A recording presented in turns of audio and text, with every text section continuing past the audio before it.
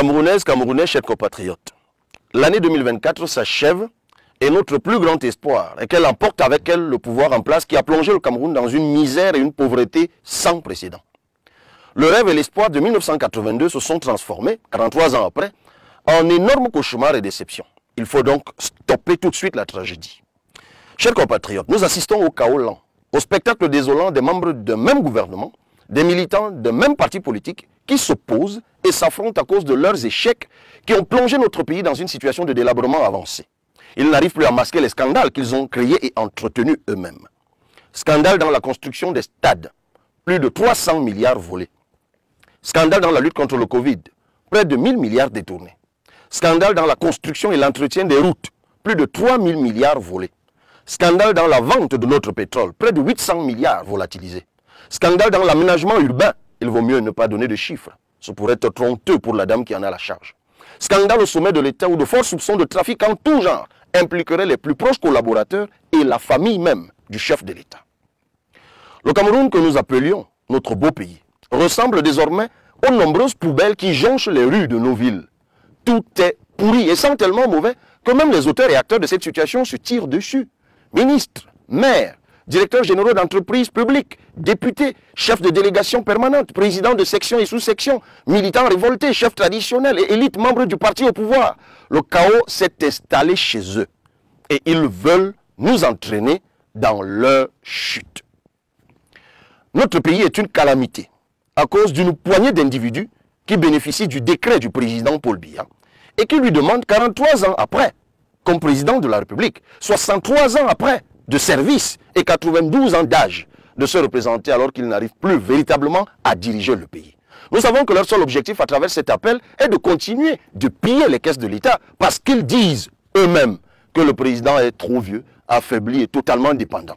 Ils veulent continuer de faire des jeunes, des esclaves et mendiants et faire recoloniser notre pays.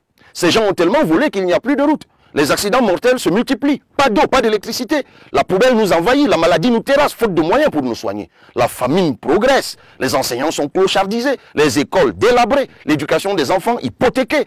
La retraite des parents compromise. Le chômage, la misère et la pauvreté nous frappent. Bref, nous sommes au bord de l'abîme. Voilà le Cameroun tel qu'il est. Et ils estiment que ce n'est pas assez. Ils veulent nous enterrer vivants. Mais notre survie dépend de notre capacité et de notre détermination à les dégager.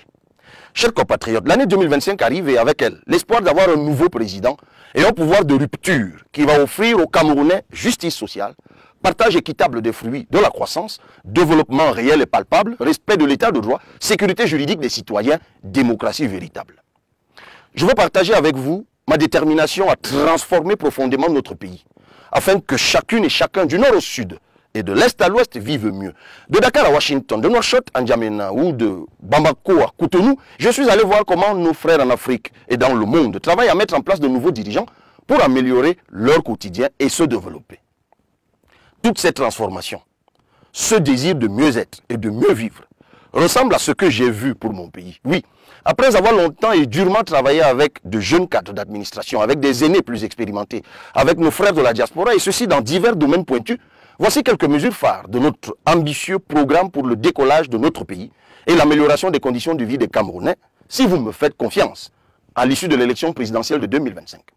Des choses simples. Nous allons doter chaque commune d'un camion 4x4 à haute suspension. Son travail sera d'aider nos agriculteurs à transporter leurs produits vivriers des champs jusque dans les marchés. Nous allons installer 60 unités de production de farine à base de patates, igname et manioc la première année et le double l'année suivante dans les principaux bassins de production pour que la transformation devienne une obsession. Nous allons donner à chaque mairie 2 milliards de francs CFA pour accélérer le développement local. C'est la décentralisation. Cette dotation sera gérée sous le contrôle des populations qui seront associées au choix des investissements ou travaux à réaliser, à la sélection des prestataires, au contrôle des prix des prestations pour éliminer la corruption des ordonnateurs et l'arnaque des prestataires.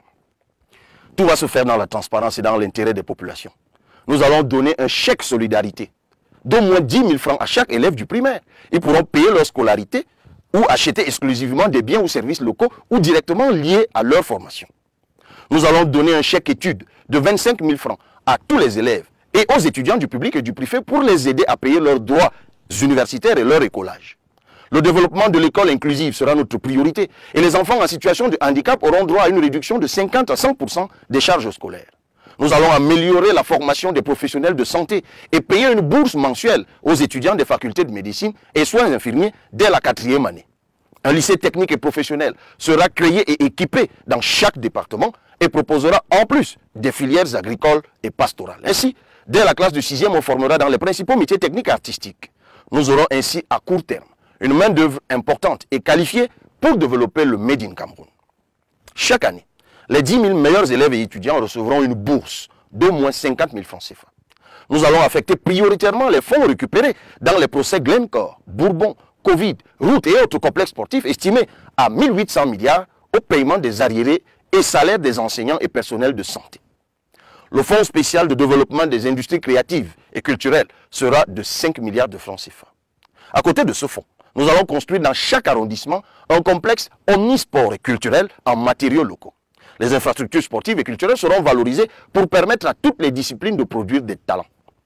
Le tourisme fera corps avec les arts pour attirer les étrangers. Le Festival national des arts et de la culture et le comice agropastoral se tiendront en alternance tous les 2 ans. Nous allons transformer la Sodécoton et la SICAM pour en faire un géant de l'industrie textile et assurer la transformation locale de notre coton qui est parmi les meilleurs du monde. Cette industrialisation du secteur du coton permettra de mieux payer les cotonculteurs.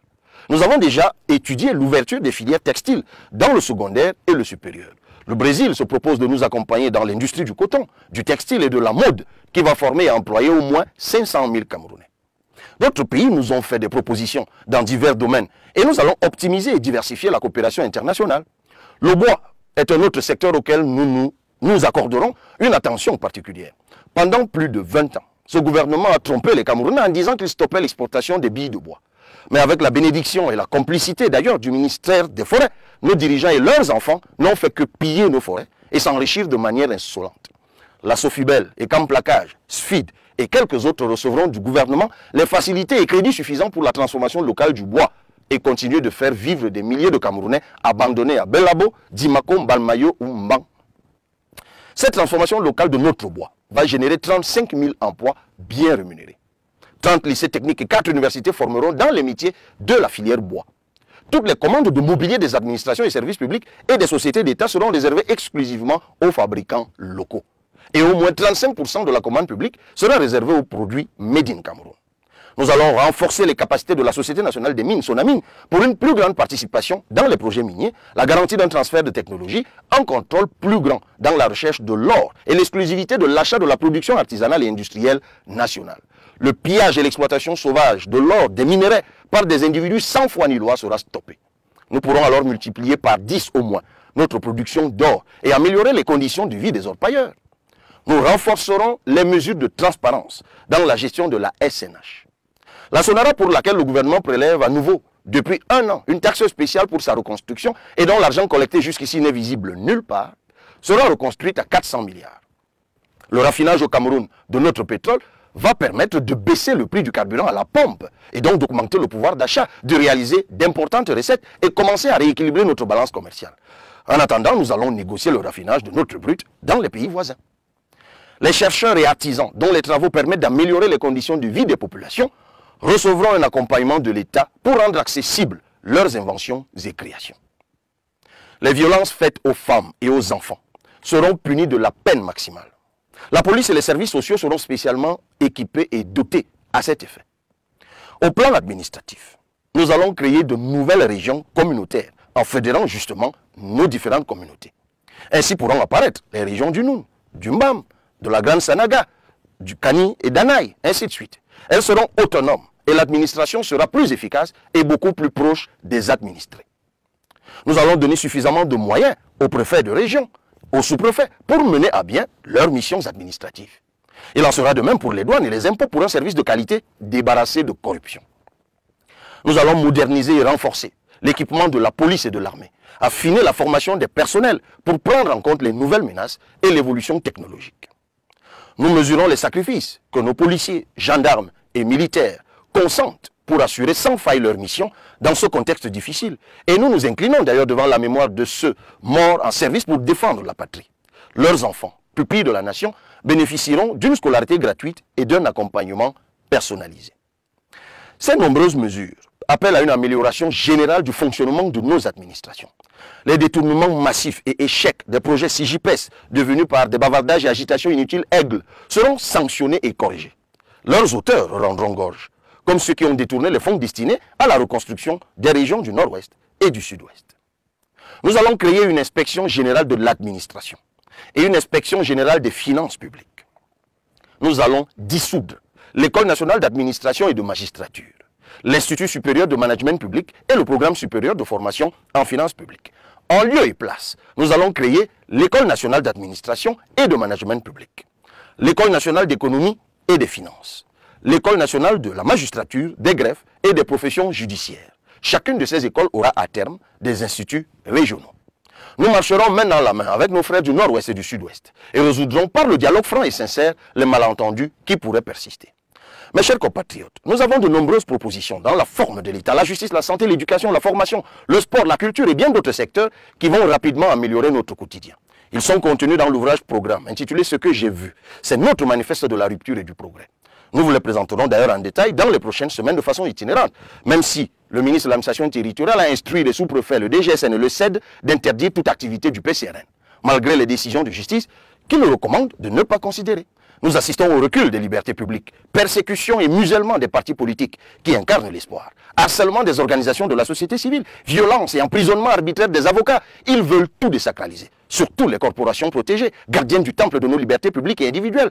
Comble de la décadence, ils annoncent qu'ils vont s'abattre sur les églises et les fermer. Ils trouveront Dieu au milieu de son peuple et sur leur chemin. Ce sont les signes avant-coureurs de la fin de ce système à bout de souffle et les agissements d'un individu désespéré qui n'était d'ailleurs pas un citoyen modèle au vu de ses antécédents judiciaires. Un ministre qui viole lui-même les décisions de justice. C'est aussi ça le système auquel nous avons affaire. Le pouvoir judiciaire doit agir et se souvenir de cela le moment venu. Avec notre manifeste, un autre Cameroun est possible. Un Cameroun meilleur qui protège et libère les énergies.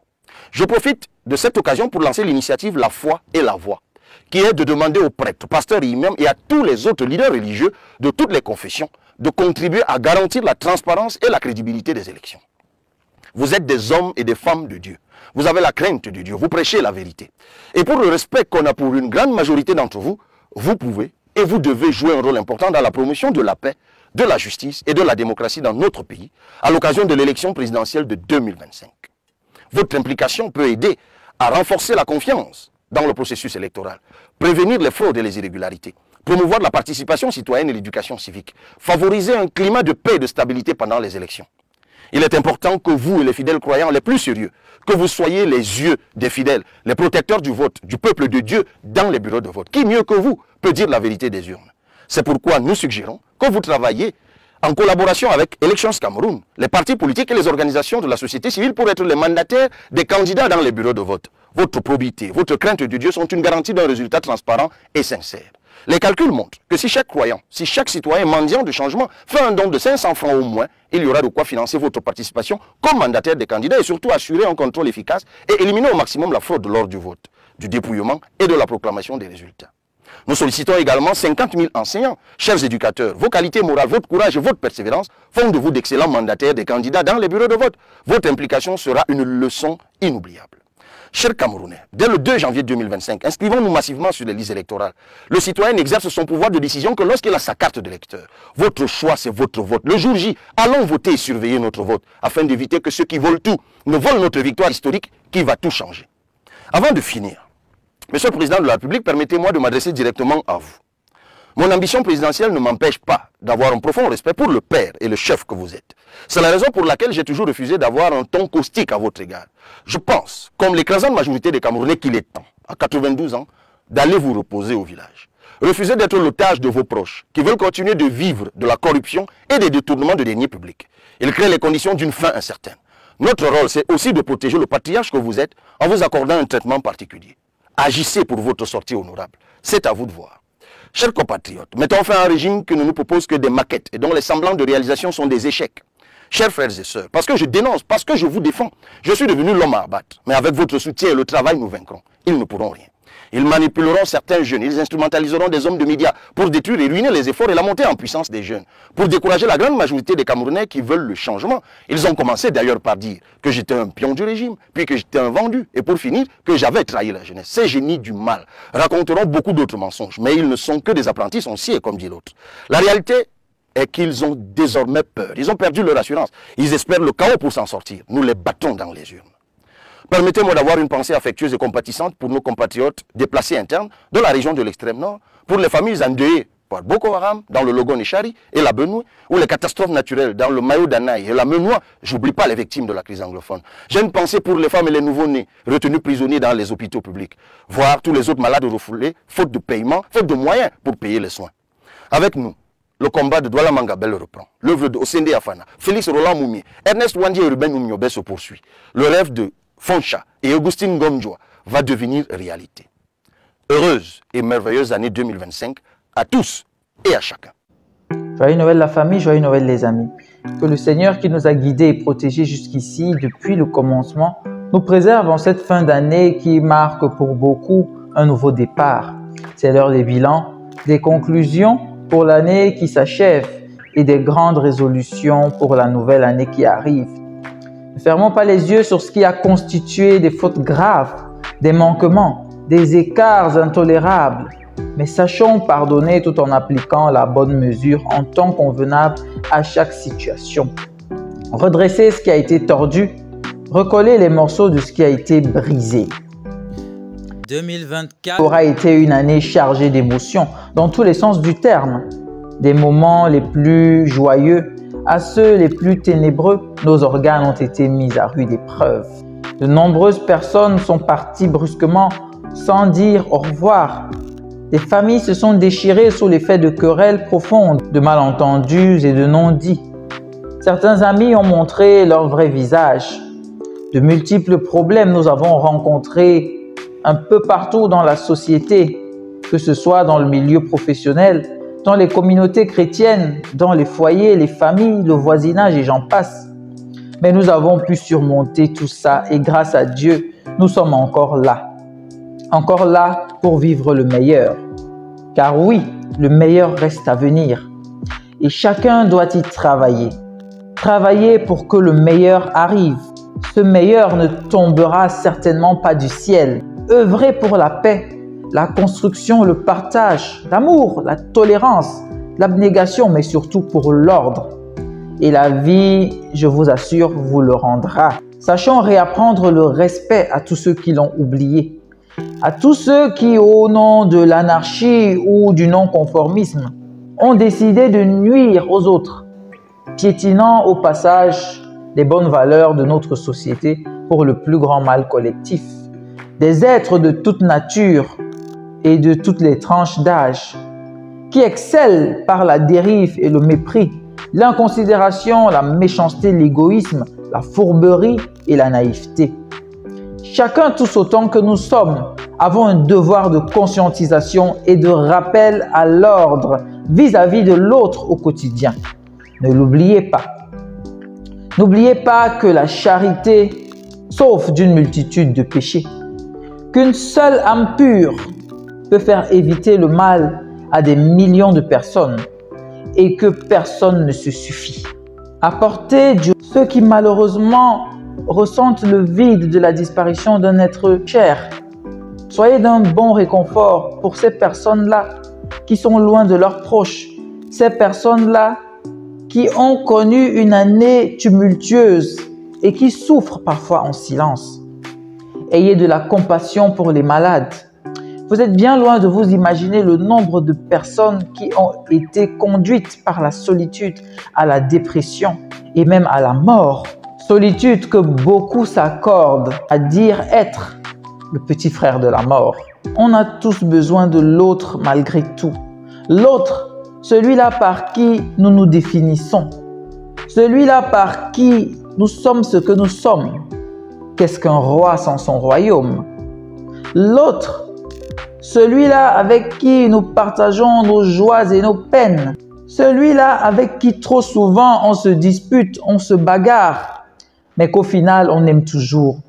Celui-là qui est irremplaçable puisque oui, chacun est unique à sa manière. Sa personne ne peut le défaire. C'est ça, ce brassage hétéroclite qui fait la saveur même de l'existence humaine, à cheval entre bonheur et malheur. L'autre, le prochain en général, sachons le traiter comme nous-mêmes. Gardons toujours cette interrogation à l'esprit avant de faire du mal. Et si c'était moi à la place de l'autre? Rappelez-vous que Dieu que nous servons, nous ne le voyons pas. De ce fait, nul ne peut prétendre l'aimer tout en haïssant celui-là même qui est à son image et à sa ressemblance, avec qui nous partageons tout et pour qui au final nous existons. Arrêtons le m'as-tu vu dans les églises, dans des tenues extravagantes, narguant les plus pauvres par l'exhibition de billets de banque, alors que chaque dimanche, chaque jour, l'on laisse son voisin désemparé, connaissant son vécu quotidien. Chaque jour, on piétine les sentiments des autres que nous rabaissons à notre guise. Chaque jour, l'on prive le nécessiteux, notre prochain, de l'aide que l'on peut allègrement lui apporter. Il faut faire très attention, car nous serons condamnés non seulement pour ce que nous avons fait, mais aussi pour ce que nous n'avons pas fait alors que nous aurions dû. Je préfère m'arrêter là. Que 2024 soit une année de réussite, une année souriante pour tous. Vous savez, la vie nous enseigne tous les jours, mais trop souvent on refuse de retenir la bonne leçon, comme disait mon grand-père. Que l'Éternel nous bénisse tous. Allez, au revoir.